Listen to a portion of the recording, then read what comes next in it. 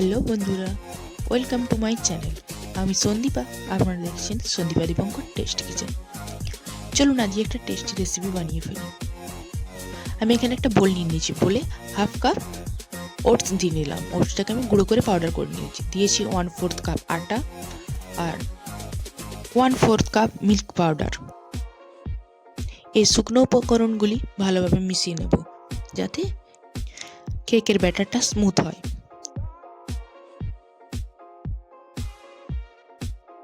এখানে একটু লবণ দিয়ে দিচ্ছি। লবণটাকে ভালোভাবে মিশিয়ে নিয়ে বোলটাকে সাইড করে রাখছি। তারপর এখানে আরেকটা বোল নিয়ে নিচ্ছি।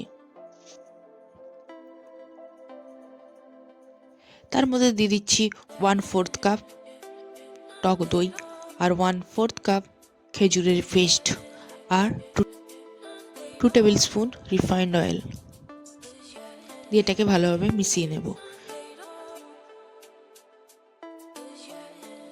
এখন এটা অনেকটা স্মুথ হয়ে গেছে। এর মধ্যে দিয়ে দিচ্ছি 1/4 টিস্পুন ভ্যানিলা এসেন্স দিয়ে এটাকে ভালোভাবে মিশিয়ে নেব।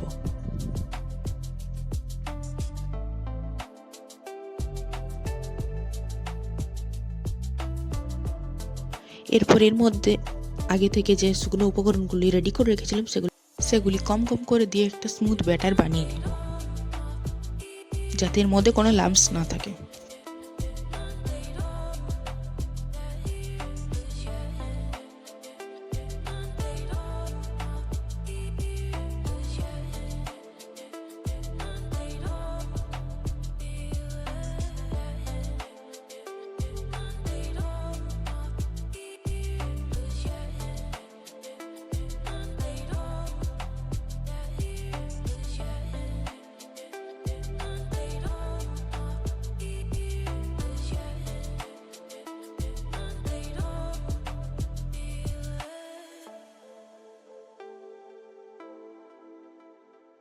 যত টাইম নিয়ে এটাকে ফাটা হবে তত এটা ফ্লফি কেক তৈরি হবে।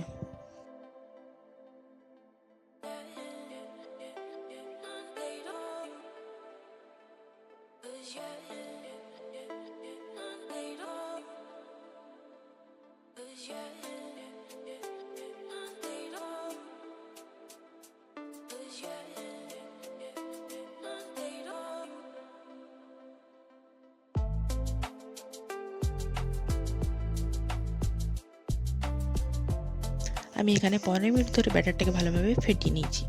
ঠিক এরকম ঘনত্বের হলে ব্যাটারটি পুরো পারফেক্ট রেডি হয়ে যাবে।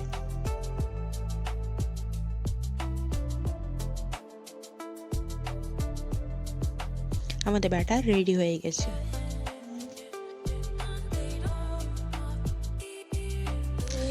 আমি এখানে গ্যাস অন করে একটা কড়াই বসিয়ে নিচ্ছি। কড়াইটাকে প্রিহিট করে গরম করে নেব।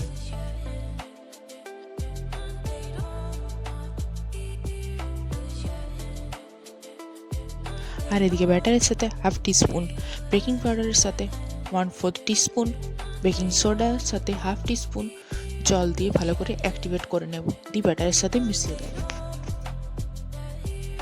ব্যাটারটা পুরো তৈরি হওয়ার পর কেক মোল্ডে দেওয়ার আগে বেকিং পাউডার বেকিং সোডা দিয়ে মিশিয়ে নিয়ে কেক মোল্ডে ট্রান্সফার করে দিতে হবে। আর এটা খুব তাড়াতাড়ি ওভেনে বা গ্যাসের চুলায় দিয়ে দিতে হবে, তাহলে কেকটা অনেক বেশি ফ্লপি তৈরি হবে।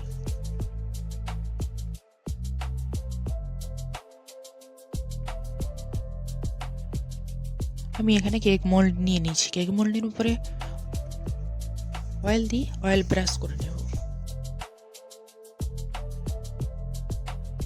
আমি এখানে সাদা কাগজকে গোল করে কেটে ব্যবহার করছি, আপনারা এখানে বাটার পেপারও ব্যবহার করতে পারেন। এরপর এই পেপারটাকে মোল্ডে ভালোভাবে বসিয়ে দিয়ে উপর থেকে আরও কিছুটা অয়েল ব্রাশ করে দেব।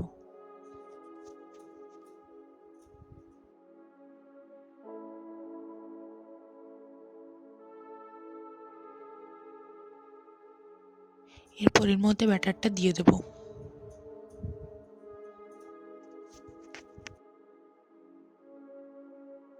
ব্যাটারটা দিয়ে এটা ভালোভাবে ট্যাপ ট্যাপ করে নেব, যাতে এর মধ্যে কোনো বাতাস না থেকে যায়।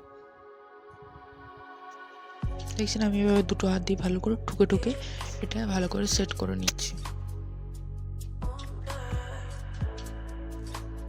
এরপর আগে থেকে গরম করতে দাও কড়াইয়ের মধ্যে একটা স্ট্যান্ড বসিয়ে কেক টিনটাকে দিয়ে দেবো। এরপর ঢাকা দিয়ে এটাকে হতে দেবো 30 মিনিট। অনেক সময় 30 মিনিটও লাগে, আবার অনেক সময় 40 মিনিটও লাগে। আপনারা 30 মিনিট পর একবার চেক করে দেখবেন যে এটা হয়েছে কিনা। আমার এই কেকটা হতে সময় লেগেছিল মাত্র 30 মিনিট। 30 মিনিট পর আমি একটা টুথপিক দিয়ে এটাকে ভালো করে চেক করে নিচ্ছি, এটা পুরো পারফেক্টলি হয়ে গেছে। এবার এটাকে আমি নামিয়ে নেব। নামিয়ে পর এটাকে আমি ঠান্ডা হতে দেবো 15 মিনিটের জন্য। 15 মিনিট পর একটা ছুরি দিয়ে এভাবে সাইড থেকে ছাড়িয়ে নেব। এরপর এই মোল্ডটাকে উল্টে দেবো। দেখছেন তো কি দারুণভাবে ডিমোল্ড হয়ে গেল কেকটা। কেকটা অনেক নরম ও স্পঞ্জি তৈরি হয়েছিল। আর এই কেক ডেকোরেশনের সেকেন্ড পার্টটা